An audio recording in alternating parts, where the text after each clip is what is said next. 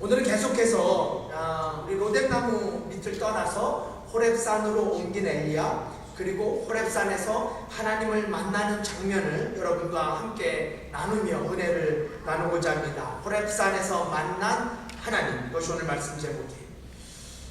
오늘 저는 본문을 통해서 두 가지를 구체적으로 살펴보고자 합니다. 먼저는 호렙산에서 만난 하나님, 과연 그 하나님은 어떤 하나님이신가? 어떻게 하나님께서 엘리야를 만나주셨는가? 이 부분에서 조금 더 집중적으로 말씀을 나누고요. 그리고 이어서 그 하나님께서 엘리야에게 내린 아주 중요하고 소중한 미션을 살펴보면서 호렙산에서 만난 엘리야처럼 저와 여러분이 이 시간 진정으로 하나님을 만나는 주 예수 내 마음에 들어와 계실 수 있는 귀하고 소중한 시간이 될 수 있기를 예수 그리스도 이름으로 부탁을 드립니다. 자, 그럼 첫 번째로 호렙산에서 만난 하나님, 과연 이 하나님은 어떤 하나님이실까요? 어떤 하나님이실까요? 우리가 이 사실을 꼭 알아야 돼요. 왜냐하면 우리의 삶 속에서도 동일한 하나님을 경험할 수 있기 때문입니다. 저와 여러분의 삶 속에서도 엘리야처럼 얼마든지 같은 하나님을 만날 수 있기 때문이에요. 자, 그렇다면 호렙산의 하나님은 어떤 하나님이셨을까요? 그 해답이 12절에 있습니다. 12절. 12절 보시면 무슨 12절 맨 끝에 무슨 하나님이에요? 세미한 소리의 하나님. 세미한 소리로 나타나시는 하나님. 그러니까 세미한 하나님, 이 하나님이 바로 엘리야가 호렙산에서 만난 하나님이셨다라고 오늘 본문은 증언합니다. 자, 우리 함께 직접 보십시다. 11절과 12절. 여러분과 제가 한 목소리로 봉독합니다. 시작. 여호와께서 가라사대 너는 나가서 여호와의 앞에서 산에 섰으라 하시더니 여호와께서 지나가시는데 여호와의 앞에 크고 강한 바람이 산을 가리고 바위를 부수나 바람 가운데 여호와께서 계시지 아니하며 바람 후에 지진이 있으나 지진 가운데도 여호와께서 계시지 아니하며 또 지진 후에 불이 있으나 불 가운데도 여호와께서 계시지 아니하더니 불 후에 세미한 소리가 있는지라. 이 소리가 바로 하나님이셨어요.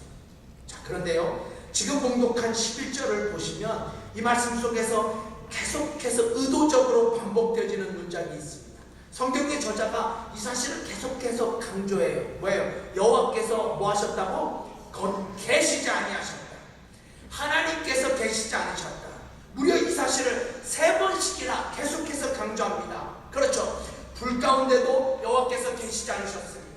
지진 가운데도 여호와께서 계시지 아니하셨어요. 또한 바위를 부수는 바람 가운데도 여호와 하나님은 거기 계시지 않으셨습니다.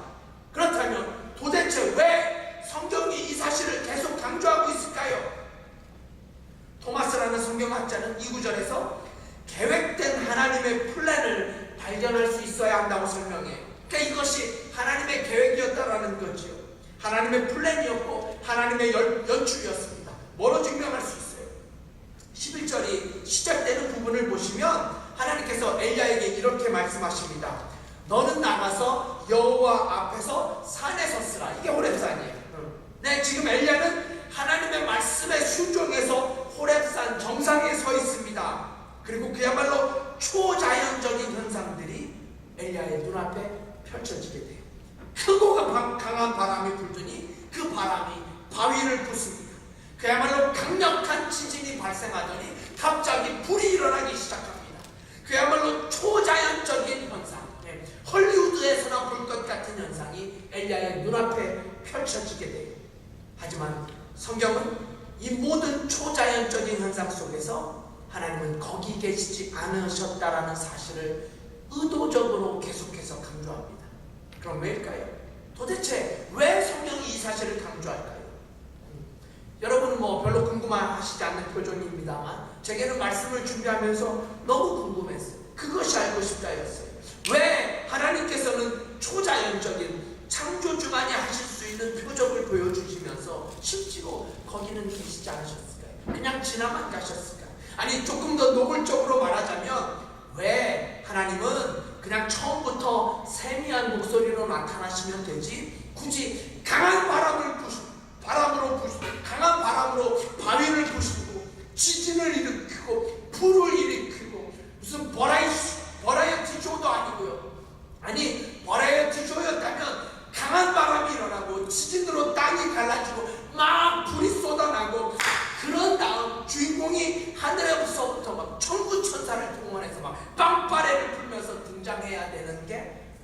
자연스러운 것 아니겠습니까?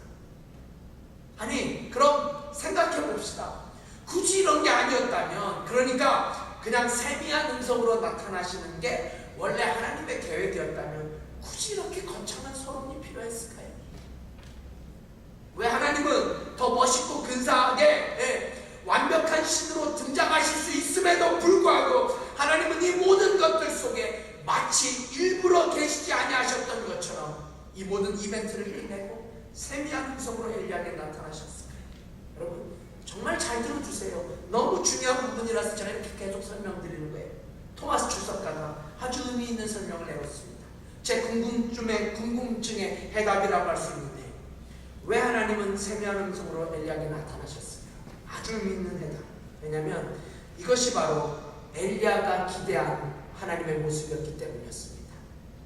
이것이 바로 엘리야가 기대했던 하나님의 모습이었다는 거예요. 진짜 중요한 설명이 아닐 수 없어요. 그러니까 다시 설명드리면, 강한 바람으로 나타나시는 하나님, 강한 바람으로 모든 바위를 부수는 능력의 하나님, 언제든지 땅을 가르고 악의 무리를 물리치시는 능력의 하나님, 그리고 불같은 성령으로, 아니 아예 불로 역사하셔서 모든 악당들을 한 줌의 재로 만드시는 초자연적인 능력의 하나님. 여러분, 이것이 바로 엘리야가 기대했던 하나님의 모습이었다라는 거예요. 이것이 바로 엘리야가 예상하고 기대했던 하나님의 모습이었어요. 그런데 하나님은 일부러 그러셨던 것처럼 이 모든 초자연적인 역사 속에 일부러 계시지 않냐. 성경도 이 사실을 계속해서 반복적으로 우리에게 상기시켜 줍니다. 여호와께서 계시지 아니하셨다. 여호와께서 지진 가운데도, 강한 바람 가운데도, 하나님은 불 가운데도 계시지 아니하셨다고. 하지만 드디어 하나님은 엘리야의 이런 모든 기대를 깨고 전혀 예상치 못했던 세미한 음성으로, 약하고 약한 음성으로, 조용한 음성으로 엘리야에게 다가오고 계셨습니다. 여러분, 우리는 여기서 아주 중요한, 정말 중요한 신앙의 레슨, 믿음의 교훈을 깨달아야 돼요. 그건 바로 하나님은 결코 우리의 기대처럼 나타나지 않으신다는 사실이에요. 하나님은 우리의 기대나 예상처럼 그렇게 나타나시는 분이 아니라는 말씀. 특별히 우리도 엘리야처럼 그렇게 초자연적인 신비스러운 능력의 하나님, 마치 어느 만화 영화의 주제곡처럼 악당을 물리치는 정의의 사도처럼 나타나시는 분이 아니라는 말씀이에요. 여러분, 우리는 참 많은 경우, 정말 너무 많은 경우 하나님이 나에게 강한 바람으로 나타나시기만을 기대합니다. 솔직하게 그렇죠. 나에게 강한 바람으로, 그래서 내 모든 문제를 산산조각 내주시고, 하나님께서 내 기도를 단번에 응답하셔서 내 주위의 문제들, 꼴보기 싫은 수많은 사람들을 막 날려주시고 지진과 불로 내 믿음을 방해하는 악의 세력들을 물리치는, 아주 옛날에 유행했던 유명한 만화 영화 중에 마징가 제트라는 만화가 있었습니다. 7080 세대 다 아실 거예요. 80년대 세대. 마징가 제트에서 마징가 제트를 부르면 물속에서 이게 그 건물 같은 게 쫙 올라오고요. 그리고 건물의 그 천장이 이렇게 쫙 열리면 거기서 마징가 제트가 막 이렇게 하늘을 향해 날아오는 장면. 저만 아는. 그러면 명곡 중에 명곡이 흘러나옵니다. 기운 센 천하장사, 무쇠로 만든 사람, 인조인간 로봇 마징가 젯, 우리들을 위해서만 힘을 쓰는 착하니 빠라밤밤 빠라밤. 이렇게 되죠. 음정을 너무 높게 잡았어요. 나타나면 모두 덜덜덜 떠네. 그렇게 마징가 제트가 하늘을 향해 날면 그때부터 끝이죠. 아무리 크고 대단한 악당이 와도 마징가 제트가 등장하면 덜덜덜 떠니. 여러분, 이 노래 가사를 조금 더 들어보세요. 우리 신앙과 연결해서, 나쁜 무리들아 얼마든지 덤벼라. 어려운 일 당할수록 기운이 솟네. 힘세고 인정 많은 로봇 용사, 정의는 이기리라. 이기고야 말리라. 무쇠팔 무쇠다리 로켓 주먹, 목숨이 아깝거든 모두 비켜라. 마징가 쇠돌이 마징가 제트. 예. 우리 함께 불러볼까요? 옛날 생각나죠? 뭐 우리 명훈이는 잘 모를 거예요. 명훈이 세대는 참 좋았던 마징가 제트. 그런데요, 제가 지금 말씀드리고 싶은 것은 우리가 하나님을 마치 마징가 제트를 부르듯 그렇게 하나님을 찾을 때가 없지 않다라는 거지. 내 삶에 어려운 문제가 생기면, 내 삶에 고민과 걱정이 생기고, 삶에 해결할 이민자로서 유학생으로 정말 골치 아픈 문제들이 생기면 우리는 하나님을 부르짖습니다. 왜 찾아요? 하나님이 짱 하고 나타나서 내 문제들, 삶의 고민들, 내 문제들을 한 번에 단칼에 해결해 주시는 분으로, 마치 마징가 제트처럼 그렇게 하나님을 찾을 때가 있지는 않는지. 여러분 잘 보시면 이 주석학자의 설명처럼 지금 엘리야가 그렇게 하나님을 찾고 있었다는 거예요. 이해가 가시죠? 이 학자의 설명을 조금 더 들리면 엘리야가 이미 불의 하나님을 경험했잖아요. 갈멜산에서. 물의 하나님도 경험했어요. 하나님께서 정말 그야말로 단칼에 역사하셔서 결코 있을 수 없었던 갈멜산의 승리를 하게 하셨잖아요. 그러니 지금 엘리야가 이 호렙산에서 그렇게 하나님을 예상하고 기대하고 있었다라는 말씀이에요. 즉 강한 바람으로, 지진으로 불러 나타나셔서 어디를 가든지 이길 수 있도록, 무엇하든지 승리할 수 있도록 하나님 그렇게 호렙산에서 나타나셔야 했다라는 설명입니다. 하지만 여러분, 하나님은 이미 엘리야의 마음을 아셨기에 강한 바람을 보내시고도 거기 계시지 않으셨고, 지진을 일으키시고도 거기 안 계셨고, 불을 보내시고도 거기 계시지 아니하셨고. 그런데 여러분 주목해 주세요. 불 후에 세미한 소리로, 세미한 음성으로, 조용하고 나지막한 소리로 하나님은 호렙산에서 엘리야를 만나고 계셨다고 오늘 성경은 증언합니다. 그러므로 우리는 오늘의 복은 세미하게 나타나시는 하나님을 목격하면서 세미하다는 그 소리 자체보다 더 중요한 교훈을 잊지 말아야 돼요. 그게 뭐예요? 하나님은 우리의 기대와 다르게 역사하실 수 있다는 사실. 하나님은 우리의 기대와 예상과 다르게 반응하실 수 있고 역사하신다. 그럼요, 하나님은 우리의 기대와 전혀 다르게 우리를 만나주신다는 사실이에요. 그래서 엘리야에게 있었던 하나님에 대한 편견을 완벽하게 무너뜨리시는 하나님, 엘리야에게 있었던 하나님의 편견, 마치 마징가 제트가 나타나듯 나타나야만 한다는 엘리야에게 있었던 하나님의 편견을 깨고 전혀 다르게 엘리야를 만나주셨던 하나님. 이제 좀 숨을 돌려서요. 몇 주 전에 제가 이런 경험을 했어요. 제가 요즘 말씀을 전하다 보면 우리 손현정 부교님에 대해서 말할 때가 종종 있습니다. 사실은 제가 밑도 끝도 없이 말하는 게 아니죠. 우리 소부교님께서 설교에 아주 적절한 소스들을 제공해 주세요. 그런데 얼마 전에 그러는 거예요. 제가 하도 우리 소부교님에 대해서 말하니까 이제부터는 설교 때 자기 얘기하면 돈을 내라고, 로얄티처럼 돈을 지불하라고. 소부교님이 설교 중에 자기 얘기하면 저보고 돈 내라고. 여기까지는 농담이겠죠. 우리 소부교님 그죠? 농담이죠. 그런데요, 옆에 계셨던 우리 이정훈 부교님께서 그러는 거예요. 그러면 안 되고, 사가님이 설교 중에 송부교에 대해서 얘기할 때마다 제가 그대로 전하는 거예요. 사가님이 얘기할 때마다 얼마나 많이 얘기했고 얼마나 길게 얘기하느냐에 따라서 돈을 매겨야 된다. 이거 무슨 부부 사기단도 아니고, 그러니까 제가 말이 얼마나 길게 얘기하느냐에 따라서 돈을 받아야 한다고. 아멘.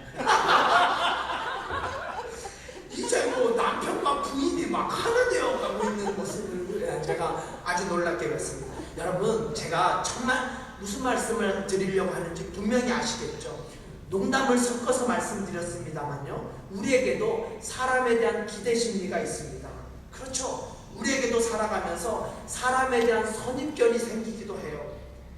내 남편은 이렇게 반응해야 한다, 내 아내는 이렇게 반응해야 하고, 내 부모님은, 내 자식들은 이렇게 반응해야 한다는 내 가슴 깊이 자리 잡고 있는 선입견이 있습니다. 그런데 여러분, 살다 보니까 내 남편이 내 기대와 전혀 다르게 반응합니다. 내 아내가 내 기대와는 전혀 다르게 행동해요. 없어서 할 수 있는 말이에요. 내 부모가, 내 자식이 내 기대와는 전혀 다른 반응, 전혀 다른 생각, 전혀 다른 행동을 할 때가 있습니다. 여러분, 사회학적으로 이런 모든 현상을 가리켜 선입견이라고 부르게 됩니다. 이게 선입견이에요. 우리는 내 남편에 대한 선입견, 내 아내에 대한 선입견, 내 부모와 자식에 대한 선입견이 있습니다. 아니, 진짜 오늘 말씀드리고 싶은 것은 우리 안에 뿌리 깊게 자리 잡고 있는 하나님에 대한 선입견이 있다는 말씀이에요. 내 마음 뿌리 깊게 자리 잡고 있는 하나님에 대한 선입견. 그래서 내 하나님은 내 기도에 항상 응답하셔야 한다. 그 정도가 아니라 하나님은 나에게 이렇게 응답하셔야 한다고. 하나님은 내게 이런 하나님이 되셔야 한다고. 대부분의 신앙인들이 이 하나님을 마징가 제트의 하나님으로 그렇게 내게 나타나셔야 한다고, 그렇게 내게 응답하셔야 한다고, 그렇게 하나님은 반응하셔야 한다고. 여러분, 그래서 제가 진짜로 걱정하는 것은 이런 하나님에 대한 편견 때문에 어느 순간 내게 세미하게 다가오시는 하나님, 세미하게 다가오시는 그 하나님을 놓치면 어떡할까? 나에게 세미하게 말씀하시는 그 하나님의 음성을 듣지 못하면 어떡할까? 그 하나님을 만나지 못하면 어떡할까? 사랑하는 성도 여러분, 이제 이 장면을 멈춰놓고 우리의 신앙생활을 좀 진지하게 돌아봤으면 좋겠어요. 2016년도 벌써 5개월이 지나갔습니다. 지난 5개월 동안 우리도 끊임없이 하나님을 찾았어요. 그런데 여러분, 우리 성도님들은 도대체 어떤 하나님을 찾으셨습니까? 여러분들은 어떤 하나님을 찾으셨어요? 정말 여러분도 엘리야처럼 초자연적으로 역사하시는, 그래서 하나님 앞에 모든 문제들이 단칼에 해결되는 소위 해결사인 하나님만을 찾고 있지는 않으셨는지, 아니 이런 하나님만을 찾아서 내게 세밀하게 말씀하시는 하나님을 놓치고 살지는 않았는지요. 내게 세미한 음성을 조용하지만 작지만 은밀한 중에 말씀하시는, 은밀한 중에 거하시는 하나님, 그 세미한 음성으로 내게 다가오셨던 그 하나님을 우리가 그냥 지나치지는 않았을까? 저는 오늘 이 시간 우리 사랑하는 구성은 피나님 교회 모든 성도님들이 이 세미한 음성으로 다가오시는 하나님을 경험할 수 있기를 주님의 이름으로 축원드립니다. 그렇습니다. 여러분, 잊지 마십시오. 지금 하나님은 분명하게 계획된 연출로 호렙산에서 엘리야를 만나고 계신다는 거죠. 그렇게 하실 수 없기 때문에 어쩔 수 없이 세미한 음성이 아니라 어느 면에서 표적과 기적만을 추구하는 세대를 향해서 안전뱅이가 일어나고 장님이 눈을 뜨고 막 죽은 사람이 벌떡벌떡 일어나고 이런 굉장한 사건이 터질 때만 하나님이 역사하시는 것이 아니라 하나님은 세미한 음성으로 조용하고도 고요하게 그렇게 역사하신다는 사실. 여러분, 그래서 성경이 하나님을 그렇게 많은 이름들로 설명하는 거지요. 여호와 이레의 하나님, 여호와 라파의 하나님, 여호와 니시야. 그럼요, 우리는 능력의 하나님을 선포합니다. 구원의 하나님을 찬양하며 치유의 하나님을 의지합니다. 여호와 라파 하나님, 또한 회복의 하나님을 믿으며 우리의 깃발 되시고 우리의 승리가 되신 하나님을 바라봅니다. 여호와 니시 하나님. 그래서 우리는 불같은 성령의 하나님을 믿지만 또한 비둘기처럼 온유한 성령을 사모하기도 합니다. 우리는 성령의 폭풍우처럼 쏟아지는 성령의 단비를 믿지만 이슬비처럼 우리의 영혼을 적시는 정말 세미한 성령의 역사하심도 믿습니다. 그렇다면 여러분, 우리가 오늘 호렙산에서의 하나님을 만나면서 행연하는 하나님을 내 편안식대로, 내 선입견대로, 내 예상대로 이렇게 하나님을 하나님이 나를 만나 주셔야 된다는 편견 속에 신앙생활하고 있지는 않는지, 이제 오늘 말씀을 받고 세미한 음성의 하나님, 그 음성 속에서 때로 내 삶 속에 세미한 무엇인가를 역사하셔서 내게 소망을 주시고 은혜를 주시는 그 하나님을 붙잡을 수 있기를 주님의 이름으로 축원드립니다. 자, 이제 마지막으로 잠시 동안만 한 가지 더 여러분과 믿음의 레슨을 나누고자 합니다. 호렙산에서 만난 하나님, 세밀한 음성으로 나타나시는 하나님께서 엘리야에게, 아니 우리들에게 무엇을 가르치고 계실까요? 그것은 바로 광야로 돌이키라는 사실이에요. 광야로 돌이키라. 참 중요한 말씀이에요. 본문의 15절 말씀, 우리 함께 봉독하면 좋겠습니다. 15절 말씀 함께 읽습니다. 찾으셨죠? 자, 함께 읽습니다. 시작. 여호와께서 저에게 이르시되 너는 내 길을 돌이켜 광야로 말미암아 다메섹에 가서 이르거든 하사엘의 기름을 부어 아랍 왕이 되게 하라. 자, 엘리야는 로뎀나무에서 아주 처절한 고독과 신음 속에 있었죠. 심리적으로도 육체적으로도 지쳐 있었죠. 피곤해 있었습니다. 소위 번아웃된 상태였어요. 이유가 어찌됐던 엘리야는 하나님과의 온전한 교제를 누리지 못하고 로뎀나무를 떠나게 됩니다. 그리고 하나님이 지시하신 호렙산에서 그 세밀한 말씀을 듣죠. 그 말씀이 바로 내 길을 돌이켜 광야로 가라라는 말씀이었어요. 정확하게는 내 길을 돌이켜 광야로 말미암아 다메섹으로 가라. 다메섹으로 가라. 여러분, 이쯤 되면 거의 자동적으로 떠올라지는 성경에 한 인물이 있습니다. 네, 정말 요나 같은 구약의 인물이 있어요. 누구예요? 요나. 어느 날 이 요나에게 엘리야와 똑같은 사명이 주어지게 됩니다. 정말 똑같아요. 그래서 요나의 사명을 시작하면서 성경은 엘리야와 똑같은 방법으로 그의 사명의 문을 여는데요. 그게 바로 하나님의 말씀이 요나에게 임했다. 하나님의 말씀이 요나에게 임했다. 이 부분만 봐도 정말 가슴이 뜨는데, 기억나실 거예요. 엘리야에게도 하나님의 말씀이 임했고 요나에게도 하나님의 말씀이 임하게 됩니다. 그럼 요나에게 주어진 하나님의 말씀이 뭐였어요? 니느웨로 가서 하나님의 말씀을 외치라. 니느웨로 가서 그 백성들에게 하나님의 말씀을 선포하라. 정말 엘리야의 사명과 너무 똑같은 사명이었는데 엘리야의 모습과는 달리 요나가 어떻게 해요? 요나는 니느웨가 아니라 어디로 도망가요? 다시스로 도망가요. 요나가 자신에게 주어진 하나님의 사명을 불순종하며 다시스로 도망가는데 결국 다 생략하고 하나님께서 요나를 어떻게 하셨어요? 요나를 기적 같은 방법으로 니느웨로 자신의 길을 돌이키게 합니다. 죽음을 경험했던 다시스의 길을 돌이켜 요나는 하나님이 주신 사명을 가지고 니느웨로 돌이키게 됩니다. 사랑하는 구세군 성도 여러분, 저는 오늘 말씀을 준비하면서요, 엘리야와 요나의 모습, 결국 하나님으로부터 받은 사명의 길을 돌이키고 있는 진짜 하나님의 사람들을 바라보면서 저는 말씀을 준비하는 수많은 시간 동안 저의 모습, 제가 서 있는 위치, 제가 밟고 있는 땅이 어디 있는가를 생각하지 않을 수 없었어요. 정말 제 의지와는 전혀 상관없이 제가 말씀 속에 저의 모습이 비춰졌어요. 제 의지와는 전혀 상관없이 나는 과연 어디 있는가? 나는 니느웨에 있는가? 다시스에 있는가? 나는 로뎀나무 밑에 있는가? 하나님의 산 호렙산에 있는가? 제가요, 시간이 좀 지나면 고백할 수 있을 것 같은데 정말 지난 몇 달 동안 제 가슴 속에 너무나 저를 괴롭히고 너무나 저를 힘들게 했던 질문이 이거였어요. 나는 지금 어디에 있는가? 어디에 서 있는가? 지금 내 이 필라델피아 구세군은 어딘가? 내가 서 있는 위치는 어딘가?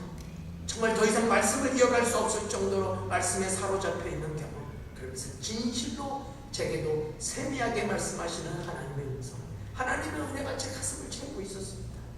이제 제가 말씀을 마치면서 여러분의 목회자로서 동일한 질문을 던지며 예수 그리스도의 이름으로 도전합니다. 우리 사랑하는 구세군의 성도님들, 여러분이 서 있는 위치, 지금 당신이 서 있는 곳은 어디입니까? 내가 서 있는 위치, 내가 지금 왜 여기 있는가, 그 이유는 그다지 중요하지 않아요. 그게 중요한 것이 아니라 정말 중요한 것은 어떤 이유가 됐던 내가 지금 서 있는 위치가 하나님이 원하시는 곳인가, 아니면 그렇지 않을까? 아니, 때때로 우리도 엘리야처럼 요나처럼 하나님이 원하시는 곳에서 너무 떨어져 있는 것은 아닌 건지. 여러분, 로뎀나무 밑은 하나님의 말씀에 의지해서 엘리야가 있었던 곳이 아니었어요. 엘리야는 그동안 하나님의 말씀에 의지해서 움직였던 사람이었습니다.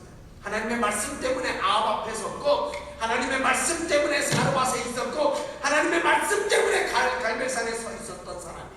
그런데 광야 한복판 로뎀나무는 요나가 니느웨로 도망가던, 엘리야가 이세벨을 피해 도망갔던 장소가 바로 로뎀나무였습니다.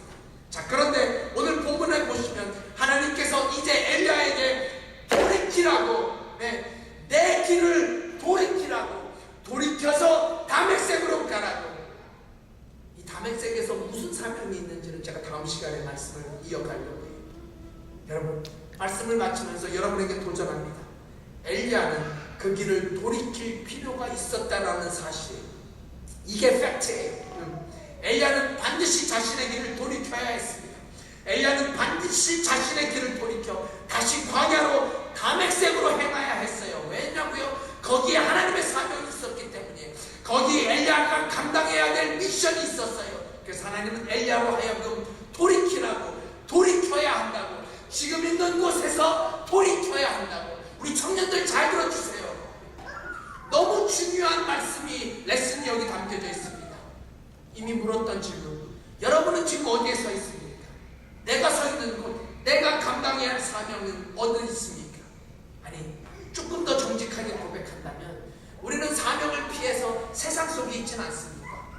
내가 해야 할, 하나님이 내게 맡겨주시는 사명이 있음에도 불구하고 그 자리를 자꾸 떠나고 그 자리를 자꾸 피하고, 그래서 하나님의 주신, 하나님과의 첫사랑을 상실한 곳에서 방황하고 세상 속에서 즐기고 그렇게 있지는 않는지요.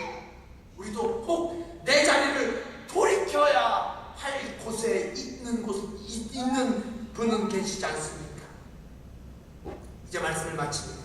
호렙산에서의 하나님, 거기서 우리는 엘리야의 기대와 달리 세미한 음성으로 역사하시는 하나님을 바라보았어요. 그리고 이렇게 말씀하셨어요. 내 길을 돌이키라고. 여러분, 이건 엘리야를 정죄하는 하나님의 음성이 아닙니다. 아니, 엘리야를 사랑하시는 하나님의 음성이었어요. 그렇습니다. 하나님은 세미한 음성, 사랑의 음성으로 엘리야에게 말씀하시는, 내 길을 돌이켜 광야로 가, 다메섹으로 가라. 혹시 우리에게도 하나님께서 동일한 음성으로 말씀하고 계시지는 않는 건지, 우리 중에 신앙의 길이 아닌, 하나님이 원하시지 않는 길이 다른 곳에서, 다른 장소에서 그렇게 방황하고 갈등하고 있는 성도들이 있다면, 그런 청년들이 있다면, 지금 하나님은 정말로 사랑의 언어로 우리에게 말씀하십니다. 사랑하는 아들아, 사랑하는 딸아, 내 길을 돌이키라. 지금 내가 서 있는 길을 돌이켜 하나님이 원하시는 것, 하나님의 사명을 감당하는 그곳으로 돌이키라.